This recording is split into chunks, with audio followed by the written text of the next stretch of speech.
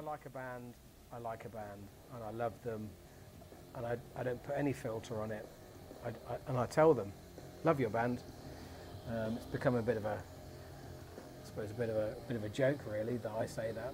But you know, with the bands that are on my label, we've all had the discussion at some point. Would you like me to release your records? And they said yes. That's a very, very powerful thing for me. Really powerful. I first realised that music was part of my life very early, actually. I remember, like, back in the late 70s when my dad bought ELO's Out of the Blue home. Beautiful double gatefold vinyl. Got the album out with this mad spaceship on it. And then Mr. Blue Sky.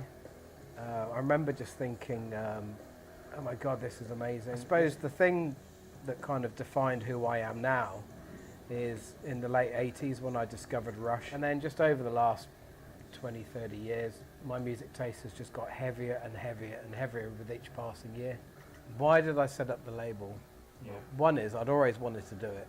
Always wanted to do it. I remember clearly in my very early teens thinking, wouldn't it be so cool to have a record company? And I don't think that those things ever leave you. A bit more recently, there are certain bands that I love, 30 or 40 of them, and I'll go and see them play live wherever they play. And inevitably then you get to know them because they see you keep coming to their shows, you chat after the shows.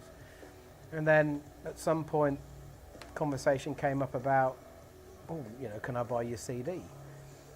And with a lot of bands, they either didn't have one, or they had one that they'd kind of cobbled together money to put out themselves.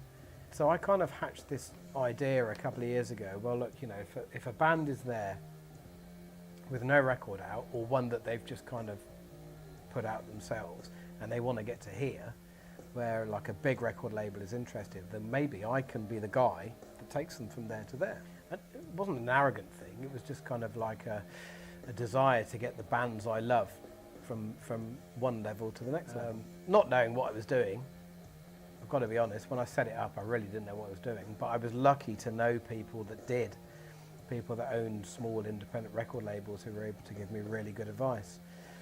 When I started it, it was very, very much a bloke in a lounge releasing CDs for his mates, but it's now becoming the case that we're signing bigger bands whereby there's more CDs and albums, and so I'm kind of mitigating that by doing things like getting a company involved that will sell my things for me. But I think at the end of the day, the key is that I consider myself to be quite grounded, and I don't think I'm the kind of guy that would let my hobby impact on the things that are really important, which, as you rightly say, are family, work, and being happy. When you turn 40, a lot of things change. You let go of some things that used to bother you in the past. It's quite liberating. But secondly, I think in your 40s, you kind of know, you come to know who you are.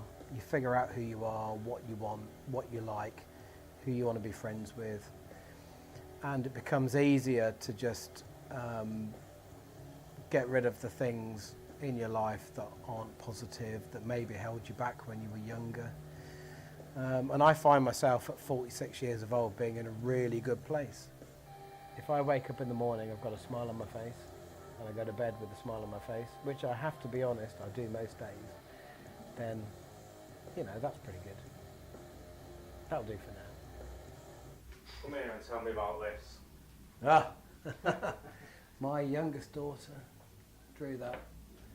And all I said to her was, draw a picture of your dad as you see him. And that's what she came up with.